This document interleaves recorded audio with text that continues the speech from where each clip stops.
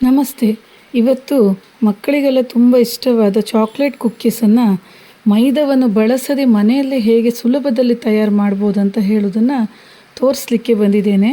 ಇದನ್ನು ನಾವು ಮನೆಯಲ್ಲಿ 15-20 ನಿಮಿಷದಲ್ಲಿ ರೆಡಿ ಮಾಡ್ಕೊಳ್ಬೋದು. ಬೇಕಾಗುವ ಸಾಮಗ್ರಿಗಳು: ಗೋಧಿ ಹಿಟ್ಟು 1/4 ಕಪ್, ಕಾರ್ನ್ಫ್ಲೋರ್ 2 ಚಮಚ, ಕ್ಯಾಸ್ಟರ್ ಶುಗರ್ ಮತ್ತು ಬ್ರೌನ್ ಶುಗರನ್ನು ತೊಗೊಂಡಿದ್ದೇನೆ. ಇದು ಹಾಕಿದರೆ ನಿಮಗೆ ಕುಕ್ಕೀಸ್ ಬಣ್ಣ ಬೇಕ್ರಿ ಥರನೇ ಕಾಣಿಸ್ತದೆ.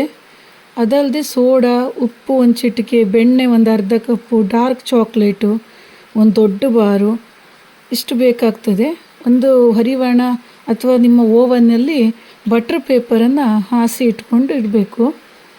ಮಾಡಲಿಕ್ಕೆ ಶುರು ಮಾಡುವ.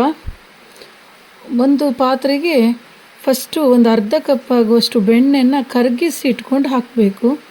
ಗಟ್ಟಿ ಬೆಣ್ಣೆನೇ ಹಾಕಬಾರ್ದು.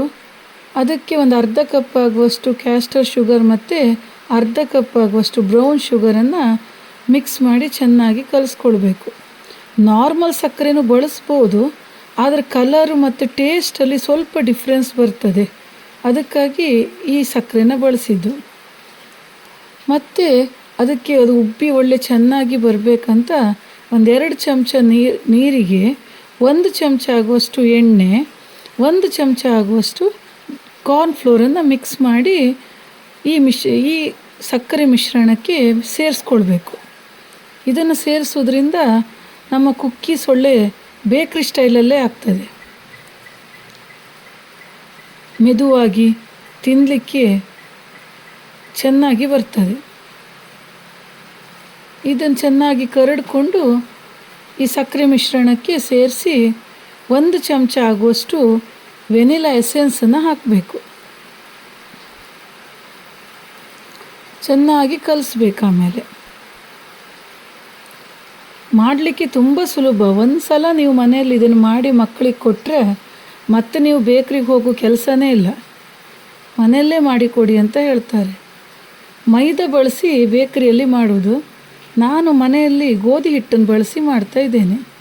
ಇದಕ್ಕೆ 1/4 ಕಪ್ ಆಗುವಷ್ಟು ಗೋಧಿ ಹಿಟ್ಟು, ಅದನ್ನೆಲ್ಲ ಗಾಳಿಸಿ ಹಾಕ್ಕೊಳ್ಬೇಕು. ಅದಕ್ಕೆ ಒಂದು ಗಾಳಿಸೋದ್ರ ಮೇಲೆ ಇದನ್ನೆಲ್ಲ ಇಟ್ಟು ಪಾತ್ರಕ್ಕೆ ಡೈರೆಕ್ಟ್ ಹಾಕ್ಬೋದು. 2 ಚಮಚ ಆಗುವಷ್ಟು ಕಾರ್ನ್ಫ್ಲೋರ್, 1 ಚಿಟಿಕೆ ಉಪ್ಪು ಮತ್ತು ಸೋಡಾ 1/2 ಚಮಚ ಆಗುವಷ್ಟು ಬೇಕಾಗ್ತದೆ. ಎಲ್ಲದನ್ನು ಚೆನ್ನಾಗಿ ಗಾಳಿಸಿದರೆ ಆಯಿತು.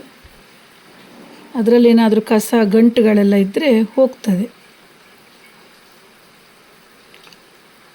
ಈಗ ಇದನ್ನು ನಿಧಾನಕ್ಕೆ ಕಲಿಸ್ಕೊಳ್ಬೇಕು.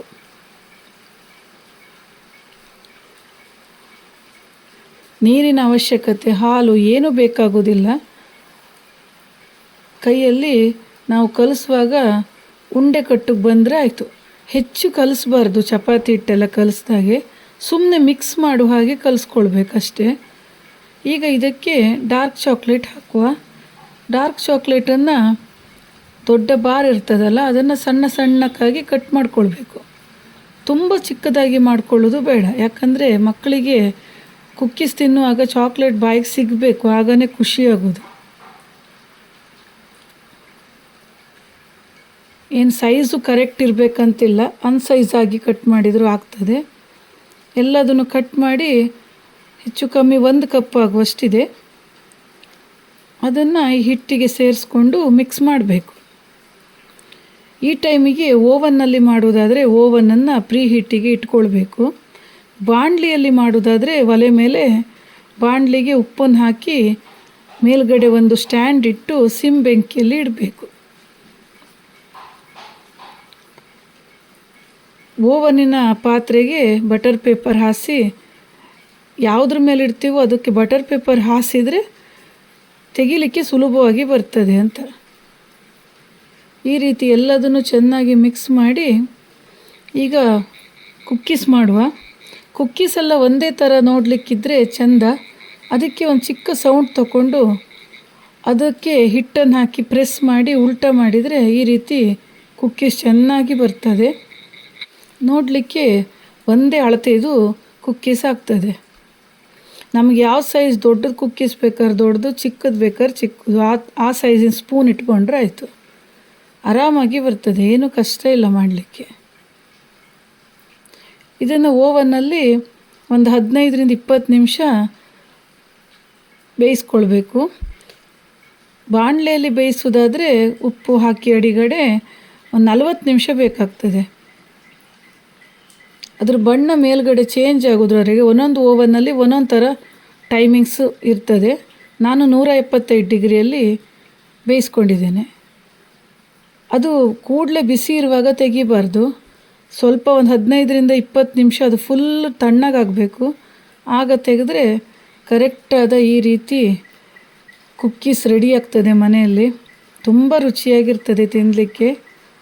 ಅಂಗಡಿಗೆ ಹೋಗೋ ಕೆಲಸನೇ ಇಲ್ಲ, ಆರಾಮಾಗಿ ಮನೆಯಲ್ಲೇ ಮಾಡಿಕೊಂಡು ಹೆಲ್ತಿಯರ್ ವರ್ಷನನ್ನು ತಿನ್ಬೋದು.